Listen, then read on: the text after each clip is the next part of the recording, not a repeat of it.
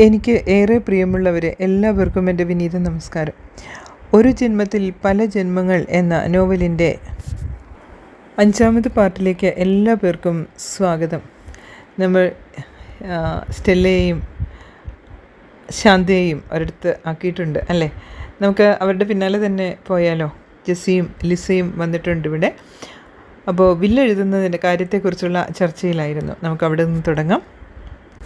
ആൻറ്റിയുടെ വില്ലെഴുതേണ്ട കാര്യമാവും അല്ലേ എൻ്റെ സേവനം എന്ന് പറഞ്ഞത് ലിസ. അത് തന്നെ. ഇന്ന് അനിയൻ്റെ ഭാര്യ വന്നിരുന്നു. അവൾക്കും മക്കൾക്കും സാമ്പത്തികമായി ബുദ്ധിമുട്ടാണ്. മല്ലികയ്ക്ക് കൊടുത്തത്ര സ്വത്ത് കിട്ടിയിട്ടില്ല. ഞാൻ മരിച്ചു പോയാൽ അത് ഗവൺമെൻറ്റിലേക്ക് പോകും എന്നാൽ ധരിച്ചണമെന്ന് തോന്നണം. സ്റ്റെല്ലയെ പറഞ്ഞയച്ചോളാൻ അവൾ വന്ന് കൂടെ നിൽക്കാമെന്ന്. എന്നിട്ട് വേണം സ്റ്റെല്ലയ്ക്ക് കൊടുക്കണ കാശ് ക്ലെയിം ചെയ്യാൻ. അവൾക്ക് സൗന്ദര്യ വസ്തുക്കൾ വാങ്ങാൻ എൻ്റെ പെൻഷൻ തികയില്ല. ഇനി ആരെങ്കിലും ചോദിച്ചാൽ ഏതെങ്കിലും ചാരിറ്റീസിന് എഴുതി വെച്ചു എന്ന് പറഞ്ഞോളൂ. ഒറ്റ എണ്ണം ഈ വഴി വരില്ല ലിസ. അത് വെറുതെ ലിസേ, അവർ വാദിക്കും മരണപത്രം തിരുത്തി എഴുതാമെന്ന്. വിളഞ്ഞ വിത്തോളാ. അത് പോട്ടെ, സ്റ്റെല്ലയുടെ കാര്യം എന്താക്കണം?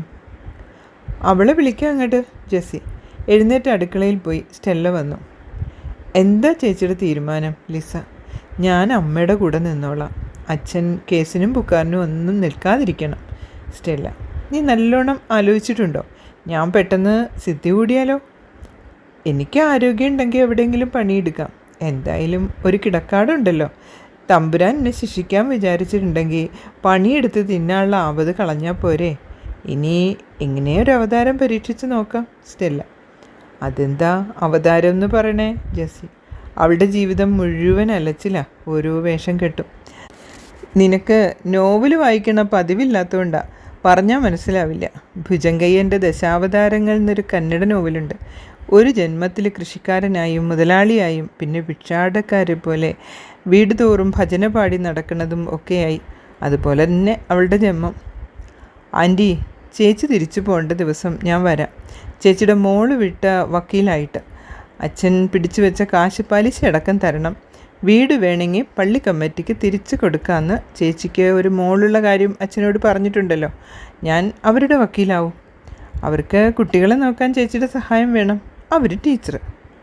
ലിസ, വക്കീലിൻ്റെ കള്ള ബുദ്ധി പ്രവർത്തിച്ചു തുടങ്ങി. അല്ല ആൻറ്റി, നല്ല ജെനുവിനായുള്ള കാര്യങ്ങൾക്ക് കുറച്ച് നുണയൊക്കെ പറയാം. പിന്നെ എന്നാണ് ഒഴിവെന്ന് വെച്ചാൽ ചേച്ചിയുടെ നാട്ടിൽ പോവാം. ഇവിടുന്ന് കുറച്ച് ദൂരമുള്ളൂന്നല്ലേ പറഞ്ഞത്? 8 കിലോമീറ്റർ കാണും. സ്റ്റെല്ല, ഇന്ന് തന്നെ പോയാലോ? ആൻറ്റിക്ക് കാറിലിരിക്കാൻ പറ്റുന്നുണ്ടെങ്കിൽ നമ്മൾ 4 കൂടി പോവാം. ലിസ, കുഴപ്പമില്ല, ഞാൻ റെഡി. സ്റ്റെല്ലേ, ഇന്ന് തന്നെ പോവാം അല്ലേ? ആവാം അമ്മേ. ഞാൻ ഈ നിമിഷം വരെ ഓർത്തില്ല. അപ്രതീക്ഷിതമായി നടക്കുന്ന കാര്യങ്ങൾ. സാരി മാറ്റുമ്പോൾ തങ്കു ഓർത്തു, നാട്ടിലെ അവസ്ഥകൾ എന്തായിരിക്കും? അമ്മയ്ക്ക് 75 വയസ്സൊക്കെ ആയി കാണും. ജീവിച്ചിരിപ്പുണ്ടാവുമോ?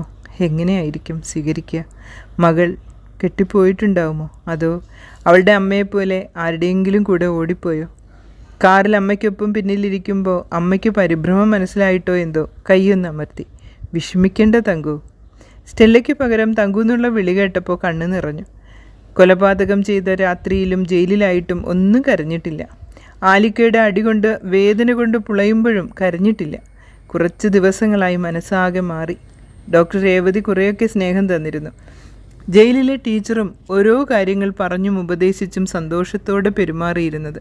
എന്നാലും ഇതുപോലൊരനുഭവം ഉണ്ടായിട്ടില്ല. പെട്ടെന്ന് നാട്ടിലേക്കുള്ള തിരിവെത്തി. ഇനി വഴി പറഞ്ഞു തരണം ചേച്ചി.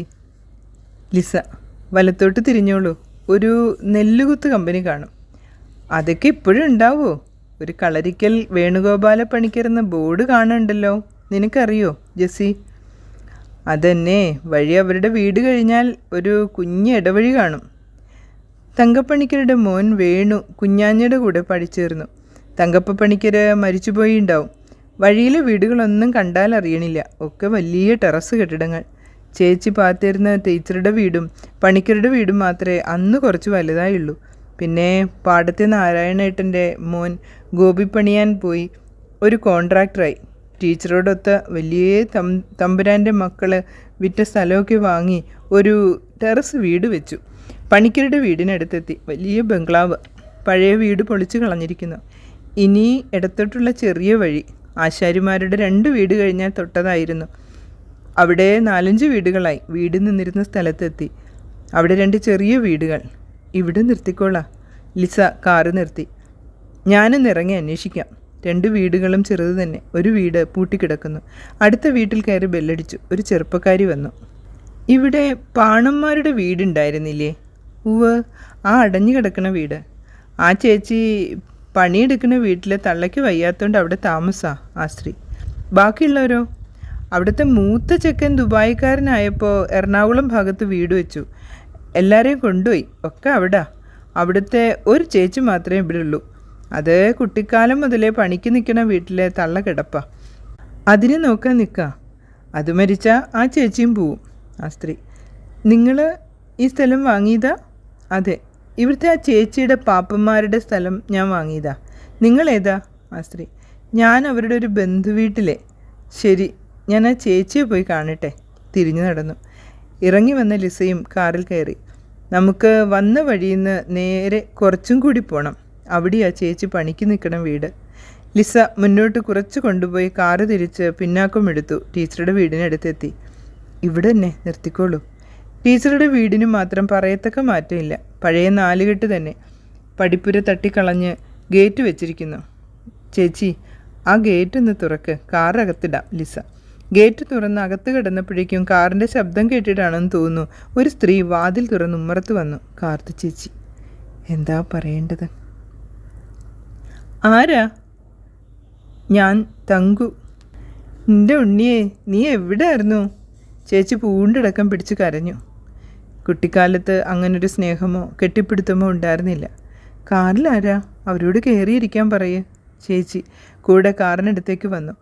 ഞാൻ പണിക്ക് നിൽക്കുന്ന വീട്ടിലെ അമ്മ, മറ്റത് അവരുടെ കൂട്ടുകാരത്തെയും മകളും. ഇങ്ങോട്ട് കയറിയിരിക്കാം കേട്ടോ. ചേച്ചി അവരെ ക്ഷണിച്ചു. എല്ലാവരും കാറിൽ നിന്നിറങ്ങി പൂമുഖത്തെ തിണ്ണയിലിരുന്നു. പണ്ടൊന്നും ഈ ഉമ്മറത്ത് കയറാൻ പോലും ധൈര്യം കാണില്ല വലിയ വീട്ടുകാർ. ചേച്ചി അവിടെ പണിക്ക് ചെല്ലുന്നത് തന്നെ അവരുടെ ബന്ധുക്കൾക്കൊന്നും ഇഷ്ടമായിരുന്നില്ല. ടീച്ചർക്ക് അങ്ങനെ ജാതിയും അയിത്തം ഒന്നും ഉണ്ടായിരുന്നില്ല. ചേച്ചിയെ വലിയ കാര്യം. വയറ് നിറച്ച് ഭക്ഷണം കിട്ടിയിട്ടുള്ളത് ടീച്ചറുടെ കയ്യിൽ നിന്നാണ്. ടീച്ചർ കിടപ്പാ, നിനക്ക് കാണണ്ടേ? ചേച്ചി അകത്തേക്ക് വിളിച്ചു. ടീച്ചറേ ആരാ വന്നിട്ടെന്ന് കണ്ടോ? എൻ്റെ കണ്ണിന് തെളിച്ചില്ലല്ലോ കാത്തു. നീ എന്നെ ഒന്ന് എണീപ്പിക്കേ. ടീച്ചർ. ചേച്ചി ടീച്ചറെ പിടിച്ച് എണീപ്പിച്ചു. തലയണ ചാരി വെച്ചിരുത്തി. ഞാൻ തങ്കുവാണ് ടീച്ചറെ. അടുത്ത് ചെന്നു. നീ എവിടെയായിരുന്നു കുട്ടി? ടീച്ചർ കൈ നീട്ടി. കൈ പിടിച്ചു. കുറേ അലഞ്ഞു ടീച്ചറെ. ആയുസിൻ്റെ ഊക്കൊണ്ടിരിക്കുന്നു. നിൻ്റെ കൂടെ ആരാ ഉള്ളത്? ടീച്ചർ. ഞാൻ പണിക്ക് നിൽക്കണ വീട്ടിലെ അമ്മയും കൂട്ടുകാരിയും. ഞാൻ അതല്ല ഉദ്ദേശിച്ചേ, ഭർത്താവോ കുട്ടികളോ. ടീച്ചർ. അങ്ങനെ ആരും ഇല്ല. എന്നിട്ട് നീ എന്താ ഇങ്ങോട്ട് തിരിച്ചു വരാഞ്ഞത്? ടീച്ചർ. കുടുംബത്തേക്ക് പേരുദോഷം വരുത്തി പോയിട്ട് വന്നാൽ വീട്ടുകാർ കയറ്റില്ലെങ്കിലോ? അതും ശരിയാ. നിൻ്റെ മോളെ കാണുമെന്ന് തോന്നിയില്ലേ? ടീച്ചർ. എന്നെക്കൊണ്ട് ദോഷമല്ലാണ്ട് ഗുണമുണ്ടല്ല എന്നറിഞ്ഞിട്ട് എന്തിനാ ഉപദ്രവിക്കണേ? എന്നെ കണ്ടില്ലേ? എങ്ങനെ കിടപ്പായിട്ട് 2 കൊല്ലമായി. കാത്തുവിൻ്റെ കാര്യം കൂടി കഷ്ടമായി. ടീച്ചർ. കാത്തു ഇന്ന് ജീവിച്ചിരിക്കണത് തന്നെ ടീച്ചർ കാരണമാണ്. ഈ തടി, ഇവിടുത്തെ കഞ്ഞി. കാറ്റ് പോണ വരെ അത് മറക്കില്ല. ടീച്ചറുടെ മോള് ജോലി വേണ്ട വെച്ച് വരാമെന്ന് പറഞ്ഞില്ലേ? ഞാനുള്ളപ്പോൾ നല്ല ജോലി കളഞ്ഞ് വരണ്ട കാര്യമുണ്ടോ? അവരെ വളർത്തിയ പോലെ വളർത്തിയതല്ലേ എന്നെയും. ചേച്ചി. അവളുടെ അമ്മ നോക്കാൻ പോലും പോവാണ്ട് ഇവിടെ നിൽക്കുന്നത് നോക്കുമ്പോൾ സങ്കടം. ടീച്ചർ. നമ്മുടെ അമ്മ കിടപ്പാടി. ടീച്ചർക്ക് ബോധമുണ്ട്. അമ്മയ്ക്ക് അതും ഇല്ല, മിണ്ടാട്ടോ ഇല്ല. ചേച്ചി. എൻ്റെ മോളോ? അവളാ എപ്പോഴും അമ്മയെ നോക്കണേ. അവൾ ഡോക്ടറാ. ആസ്പത്രിയുടെ അടുത്ത് വീട് വാടകയ്ക്ക് എടുത്തു. അമ്മ ഇങ്ങോട്ട് കൊണ്ടുവന്നു. എൻ്റെ മൂത്തോള് പഠിപ്പ് കഴിഞ്ഞ് നിൽക്കുക.